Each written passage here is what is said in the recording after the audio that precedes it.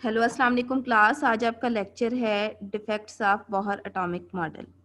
इससे पहले आप बोहर एटॉमिक मॉडल के 3 डिफरेंट टाइप्स ऑफ लेक्चर्स जो हैं वो अटेंड कर चुके हैं, जिसमें फर्स्ट में जो है वो आपके पास postulates of Bohr atomic model थे और सेकंड में जो है वो आपके पास जो है वो एप्लीकेशंस थी बोहर एटॉमिक मॉडल की, जिसमें आपने रेडियस कैलकुलेट किया था।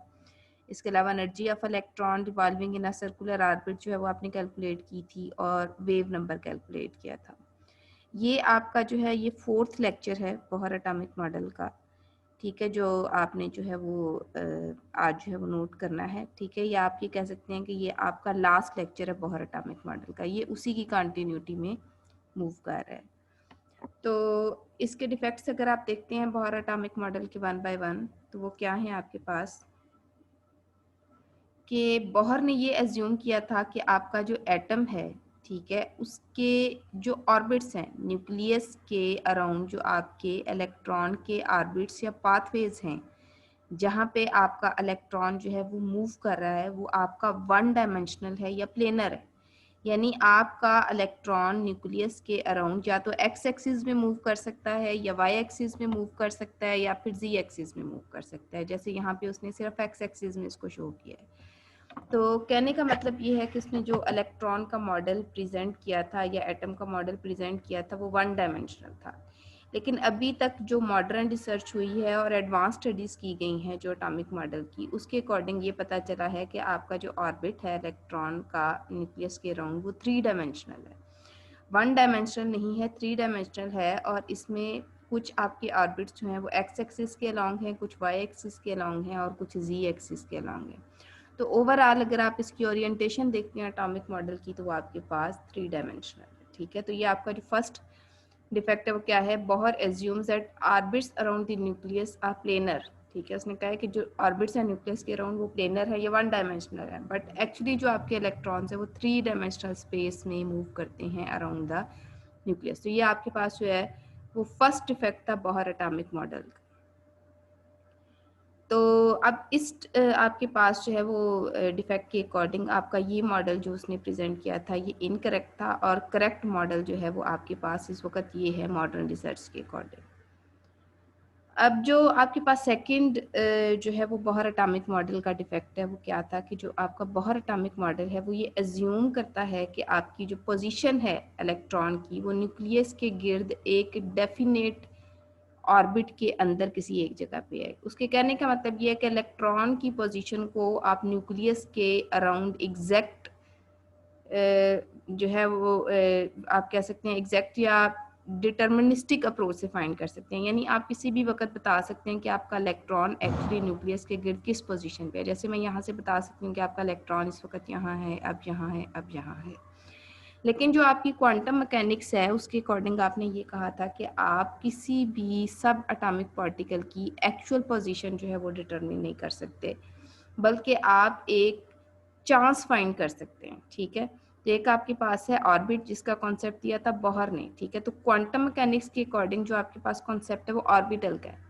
ऑर्बिटल आपको न्यूक्लियस के अराउंड एक डेफिनेट स्पेस डिफाइन करता है जहाँ पे आपके इलेक्ट्रॉन के पाए जाने का चांस मैक्सिमम है। लेकिन श्योरली किसी भी पॉइंट पे आप नहीं बता सकते कि इस वक्त आपका इलेक्ट्रॉन जो है वो किस पॉइंट पे मौजूद है। ठीक है, ये पूरा उसने एरिया स्पेसिफाई कर दिया है। इसको कैलकुलेट करने के स्पेसिफिक मेथड भी है जो नेक्स्ट आप वेव मैकेनिकल मेथड जो है उसके अंदर देखेंगे, या wave mechanical model of atom के अंदर देखेंगे। लेकिन जो आपकी क्वांटम मैकेनिक्स है वो आपके लिए एरिया स्पेसिफाई कर देती है कि अगर ये आपका न्यूक्लियस है तो इसके गिर्द इस एरिया में किसी जगह पे इलेक्ट्रॉन मौजूद है, लेकिन एक्चुअली कहाँ पे है आप इसको एग्जैक्टली डिटरमिन नहीं कर सकते। It is not deterministic approach but probabilistic approach. ठीक है, तो अब ये जो आपके पास बोहर है इसने position and momentum of electron को डेफिनेट का है कि हम न्यूक्लियस के गिर्द किसी भी पॉइंट पे डेफिनेटली बता सकते हैं कि ये जो है वो आपके इलेक्ट्रॉन की इस वक्त पोजीशन है या इस पोजीशन के अकॉर्डिंग ये उसका मोमेंटम है। लेकिन जो एक्चुअली आपके पास पिक्चर है एटम की वो ऐसी है जिसमें आप कहते हैं कि किसी भी पॉइंट पे आप actual position of electron determine नहीं कर सकते, बल्कि ओनली चांस फाइंड कर सकते हैं। ठीक है, तो ये आपके पास हो गया second defect of Bohr atomic model. अब जो आपका थर्ड डिफेक्ट है वो क्या है कि आपका जो बोहर एटॉमिक मॉडल है उसका एक बहुत बड़ा डिफेक्ट जिसको बहुत जो है वो ज़्यादा एम्फसाइज किया जाता है वो ये है कि ये सिर्फ वन इलेक्ट्रॉन सिस्टम पे अप्लाई होता है, यानी आप इसको हाइड्रोजन पे अप्लाई कर सकते हैं जिसमें एक इलेक्ट्रॉन एक प्रोटॉन है। और बोहर ने जितनी भी स्टडीज़ की थी, जितनी भी कैलकुलेशंस दी थी, जो उसने रेडियस दिया था, जो उसने जो है वो कैलकुलेशन ऑफ एनर्जी प्रोवाइड की है, जो calculation of wave number provide की है, वो सब की सब वन इलेक्ट्रॉन सिस्टम जो हाइड्रोजन पे एप्लीकेबल है। मल्टी इलेक्ट्रॉन सिस्टम को बोहर का मॉडल जो है वो सक्सेसफुली एक्सप्लेन नहीं कर सकता, ठीक है। तो बोहर एटॉमिक मॉडल हाइड्रोजन पे तो अप्लाई होता है लेकिन मल्टी इलेक्ट्रॉन सिस्टम पे अप्लाई नहीं होता, ये उसका थर्ड डिफेक्ट है। नंबर 4 पे अगर आप आएँ तो आप ये देखें कि आपके पास जो हाइड्रोजन है उसका स्पेक्ट्रा आपने जो है वो ऑब्जर्व किया कि उसके अंदर कुछ सीरीज होती हैं, लाइमन सीरीज है, बाल्मर सीरीज है, पास्टन सीरीज है, ब्रैकेट, पफन एंड इसके बाद भी जो है वो आपके पास कुछ सीरीज है। ये सारी सीरीज जो है ये हाइड्रोजन एटम के अंदर पाई जाती हैं। तो जैसे आपके पास जो बोहर एटॉमिक मॉडल है वो सिर्फ हाइड्रोजन एटम को एक्सप्लेन करता है सक्सेसफुली, ठीक है, इसी तरह वो सिर्फ हाइड्रोजन के स्पेक्ट्रा को एक्सप्लेन करता है, ठीक है। हाइड्रोजन का इलेक्ट्रॉन जब ग्राउंड लेवल से एक्साइटेड स्टेट में जाता है और एक्साइटेड स्टेट से वापस आता है, उस वक्त जो रेडिएशन एमिट करता है उसकी बेस पे जो स्पेक्ट्रा बनता है, बोहर एटॉमिक मॉडल सिर्फ उसको एक्सप्लेन कर सकता है। ये जो आपके पास मल्टी इलेक्ट्रॉनिक सिस्टम स्पेक्ट्रा है या ऐसा एटम जिसमें आपके पास मोर देन वन इलेक्ट्रॉन्स हैं, वो जिस तरह का स्पेक्ट्रा जनरेट करता है एक्साइटेशन एंड डी एक्साइटेशन के रिजल्ट में, उसको बोहर एटॉमिक मॉडल जो है वो सक्सेसफुली एक्सप्लेन नहीं कर सकता। ये आपके पास फोर्थ डिफेक्ट है बोहर एटॉमिक मॉडल का।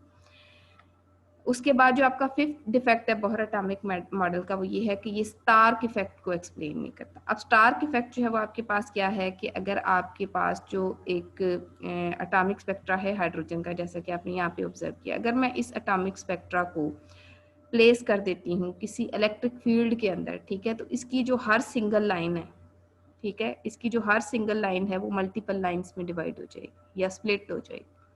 इसको अगर मैं पिक्चर की फॉर्म में रिप्रेजेंट करती हूँ तो इस तरह, यानी आपके पास ये एक सिंगल लाइन थी जो इस तरह मल्टीपल लाइंस के अंदर स्प्लिट हो गई है, इसको हम कहते हैं स्टार्क इफेक्ट। जब आपका जो लाइन स्पेक्ट्रा है वो एप्लीकेशन ऑफ इलेक्ट्रिक फील्ड से मल्टीपल लाइंस या फाइन स्ट्रक्चर के अंदर स्प्लिट हो जाता है तो इस फिनोमेना को हम कहते हैं स्टार्क इफेक्ट। इसकी रीज़न, इसका ओरिजिन या इसकी केमिस्ट्री को जो है वो बोहर की थ्योरी जो है वो सक्सेसफुली एक्सप्लेन नहीं कर सकती। ये इसका फिफ्थ डिफेक्ट है।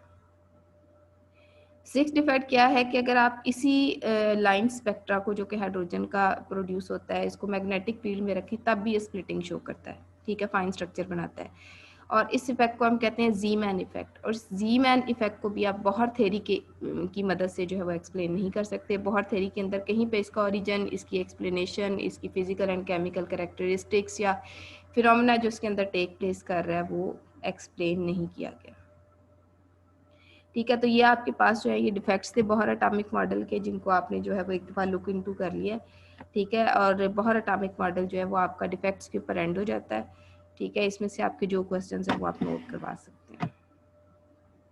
Okay class, all the best, अल्लाह हाफिज़।